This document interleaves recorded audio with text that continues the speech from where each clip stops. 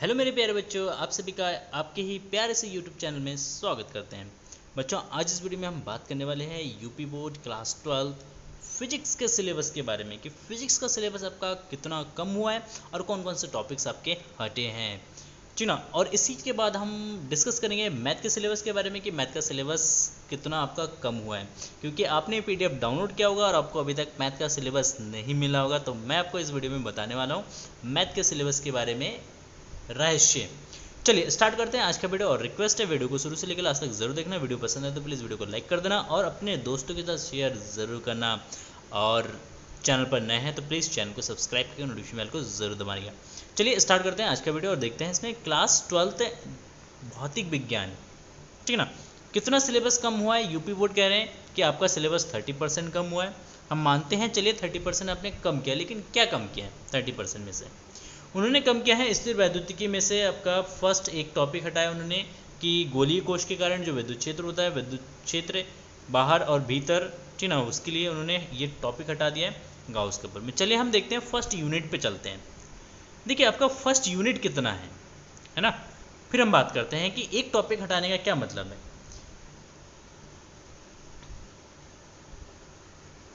देखिए यहाँ पे आप देख सकते हैं आपका जो है टॉपिक जो है वो कितना है, यहाँ से यहाँ तक कितने टॉपिक होंगे, करीब ना हो तो 40 से 50 टॉपिक आपके होंगे। टॉपिक कितना हटाया? एक। क्या मतलब 30% हुआ? बिल्कुल भी नहीं। ये मतलब फर्स्ट यूनिट में आपके साथ बहुत बड़ी नाइंसाफ़ी। कोई नहीं, चलिए देखते हैं नेक्स्ट सेकंड में। अच्छा, सेकंड में से क्या हटाया उन्होंने? कार्बन प्रतिरोधकों के लिए वर्ण कोड, प्रतिरोधकों का श्रेणी तथा समांतर क्रम संयोजन। क्या है? कुछ टॉपिक नहीं था, बल्कि अगर इस टॉपिक से अगर कोई क्वेश्चन आपके बोर्ड एग्जाम में आते तो आप उसमें से पूरे नंबर स्कोर कर सकते थे। बहुत हलवा टॉपिक था, हटा दिया। क्या इफेक्ट पड़ेगा आपके सिलेबस में? कोई प्रभाव नहीं पड़ेगा। ये टॉपिक हो या ना हो, क्योंकि बहुत ही सिंपल टॉपिक था, इसका होना या ना होना कोई फर्क नहीं पड़ता है। चलिए आते हैं थर्ड यूनिट पे। थर्ड यूनिट में इन्होंने वैद्युत धारा तथा चुंबकीय प्रभाव तथा चुंबकत्व में से क्या क्या हटाया उन्होंने? क्षण चुंबक हटा दिया के कारण अक्ष के अनुदेश और उसके लंबन अक्षीय और निरक्षीय स्थिति पर चुंबकीय क्षेत्र की तीव्रता हटा दिया। सिंपल टॉपिक था, क्योंकि हम फर्स्ट चैप्टर में द्विध्रुव के कारण वैद्युत क्षेत्र निकालते हैं। सेम इक्विवेलेंट टॉपिक था, एक टॉपिक समझते दोनों टॉपिक हमें समझ में आ जाता। एक समान चुंबकीय क्षेत्र में चुंबकीय द्विध्रुव पर बलागुण, चुंबकीय अवयव, अनुचुंबकीय, प्रतिचुंबकीय, लौह चुंबकीय। बस हम ये कह सकते हैं कि जो आपका अनुचुंबकीय, प्रतिचुंबकीय, लौह चुंबकीय पदार्थ बल जो चुंबकीय चुंबकीय जो तत्व है उसके जो अवयव है, ये एक थोड़ा सा अच्छा टॉपिक था, इन्होंने हटा दिया है। चलिए हम मानते हैं थोड़ा सा जो है मतलब 100 ग्राम में से 0.1 ग्राम सिलेबस आपका यहाँ पे कम हुआ है, ठीक है। आगे नेक्स्ट 4 यूनिट में से क्या हटाया उन्होंने? शक्ति गुणांक, वाटिन धारा। वाटिन धारा तो एक सिंपल सा 3 लाइन का डेफिनेशन था इसका। शक्ति गुणांक एक छोटा सा टॉपिक था cos फाई का, लेकिन अगर आपको शक्ति पढ़ना है तो शक्ति गुणांक के बारे में भी पढ़ना पड़ेगा। हटाने का कोई यहाँ पे सेंस नहीं बनता, पढ़ना आपको तब भी पड़ेगा, ठीक ना। तो 4th यूनिट से ये दोनों टॉपिक्स हटाने का कोई लॉजिक नहीं है, कोई मीन नहीं है। और ये टॉपिक्स अगर हट भी जाते हैं तो आप मान लीजिए कि समुद्र में से एक बूंद पानी कम हो गया, ठीक ना, जिसका कोई अस्तित्व नहीं है बिल्कुल भी। चलिए अब आते हैं यूनिट 5 में। वैद्युत चुंबकीय तरंगे क्या टॉपिक हटाया? विस्थापन धारा का आवश्यकता, ठीक ना। एक बहुत ही ब्यूटीफुल सा टॉपिक था, ठीक ना, हटा दिया, कोई फर्क नहीं पड़ेगा, क्योंकि 1 या 2 पेज का ये डेरिवेशन था और उसके रिलेटेड कुछ परिभाषाएं थी। 1 पेज का ज़्यादा से ज़्यादा, मतलब आपके पूरे 100 पेजों में से 1 पेज खत्म हुआ, ज़्यादा कोई फर्क नहीं पड़ने वाला आपके सिलेबस में। अब आते हैं प्रकाशिकी में से इन्होंने क्या क्या हटाया? गोलीय दर्पण, दर्पण सूत्र, प्रकाश का परावर्तन, जो कि आप पढ़ चुके हैं क्लास 10th में और आपको आता भी है, हटाया, कोई फर्क नहीं। प्रकाश का प्रकीर्णन, आकाश का नीला वर्ण, सूर्योदय सूर्यास्त के समय आकाश में सूर्य का रक्ताब्द दृष्टिगोचर होना, ये आप क्लास 10th में पढ़ चुके हैं, हटा दिया। चलिए कोई बात नहीं, हम मानते हैं। हाँ, यहाँ पे सूक्ष्मदर्शी तथा दूरदर्शकों की विभेदन क्षमता, जो कि कभी भी आपके बोर्ड एग्जाम में इससे रिलेटेड क्वेश्चन ना पूछे गए हैं ना पूछे जाते हैं।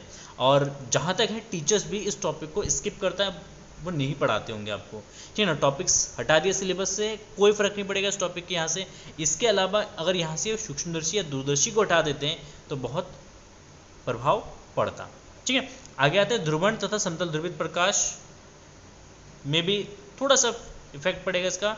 ब्रूस्टर के नियम जो कि एक इंपॉर्टेंट नियम था, एक बोर्ड एग्जाम में आता पूछा भी जाता था आपका, लेकिन ये हटाया गया। चलो थोड़ा सा हम मान सकते हैं कि थोड़ा सा यहाँ पे पढ़न हुआ है कि समुद्र में से 1 गिलास पानी आपका कम हो गया। पोलराइडर का उपयोग और समतल ध्रुवित प्रकाश, मतलब ये जो आपके ऑप्टिक्स हैं, ऑप्टिक्स में से आप ये कह सकते हैं कि इतना सिलेबस जो है इस समुद्र में से 1 गिलास पानी जो है आपका निकल चुका है, मतलब आपका सिलेबस जो है 1 गिलास पानी के बराबर कम हुआ है ऑप्टिक्स में। ठीक है, अच्छा नेक्स्ट सेकेंड यूनिट में आते हैं द्रव्य तथा विकिरणों की दैत्य प्रकृति। इसमें से डेविडसन और जर्मर प्रयोग, जो कि कभी भी आपका पूछा नहीं गया है और ना ही कभी आपके टीचर ने पढ़ाया होगा और ना ही वो पढ़ाते भी हैं, क्योंकि ये जो टॉपिक है, इस टॉपिक से कोई भी क्वेश्चन आपके नहीं बनते हैं बोर्ड एग्जाम में। तो ये टॉपिक हटाने का मतलब है कोई सेंस नहीं है, without logic and without sense ये टॉपिक इन्होंने हटा दिया और इन्होंने कहा कि हमने 30% सिलेबस कम कर दिया। नेक्स्ट आता है थर्ड यूनिट, परमाणु और नाभिक में से रेडियोएक्टिविटी, अल्फा बीटा गामा किरणें और इनके गुण, रेडियोएक्टिव क्षय नियम, बंधन ऊर्जा, प्रतिन्यूक्लियन और द्रव्यमान संख्या। ये हम कह सकते हैं हाँ, कुछ टॉपिक जो है इन्होंने परमाणु एंड नाभिक में से कुछ टॉपिक्स इन्होंने हटाए हैं और जेन्युइन टॉपिक्स है और इसमें से आपके बोर्ड एग्जाम में पूछे भी जाते थे क्वेश्चन, और अच्छे टॉपिक्स था, हटा दिया। मानते थोड़ा सा सिलेबस इसकी वजह से आपका कम हुआ है। एंड फोर्थ जो यूनिट है आपका इलेक्ट्रॉनिक युक्तियाँ, जेनर डायोड, वोल्टता नियंत्रक के रूप में जेनर डायोड। ठीक है, मतलब जो आपका जेनर डायोड वाला टॉपिक है और वोल्टता नियंत्रक, ये भी अच्छा टॉपिक्स था। मान लेते हैं 2 टॉपिक्स यहाँ से आपके कम हुए। कुल मिला के अगर हम बात करें तो आपके पास इतने सारे टॉपिक्स, उसमें से 20 से 22 टॉपिक्स आपके कम हुए और 20-22 टॉपिक में से हम बात करते हैं कि 10 से 12 टॉपिक ऐसे थे जो आपके बोर्ड एग्जाम में पूछे जाते हैं, बाकी 10 से 12 टॉपिक ऐसे थे जो आपके कभी भी बोर्ड एग्जाम में नहीं पूछे गए। तो ओवरऑल अगर देखा जाए तो बोर्ड कह रहा है कि हमने 30% सिलेबस कम कर दिया है, लेकिन ये 30% सिलेबस भाई नहीं है। करीब आपके सिलेबस का 10% सिलेबस जो है आपका कम हुआ है मेरे according.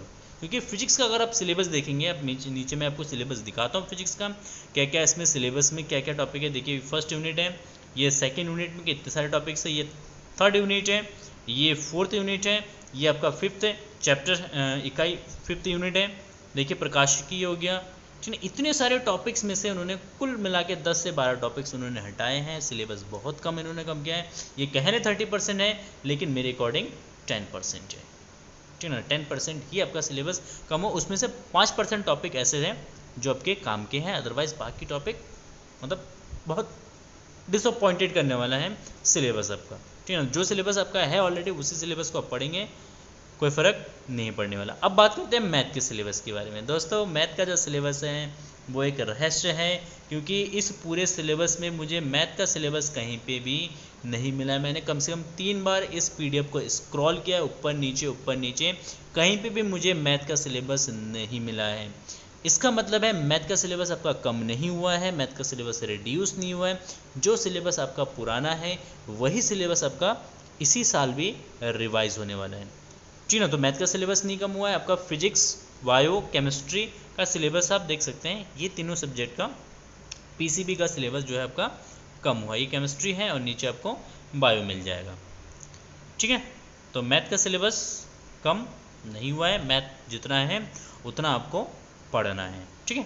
Thank you for watching this video. And ये देखिए केमिस्ट्री का बायो का सिलेबस है नीचे, ठीक है। अगर आपको ये वीडियो पसंद आया हो, एनालाइज जो मैंने करा है, अगर आप इससे सेटिस्फाइड है तो आप इस वीडियो को लाइक कर सकते हैं, अपने दोस्तों के साथ शेयर ज़रूर करिए इस वीडियो को, और चैनल पर नए हैं तो प्लीज़ चैनल को सब्सक्राइब करके नोटिफिकेशन बेल को ज़रूर दबाइए।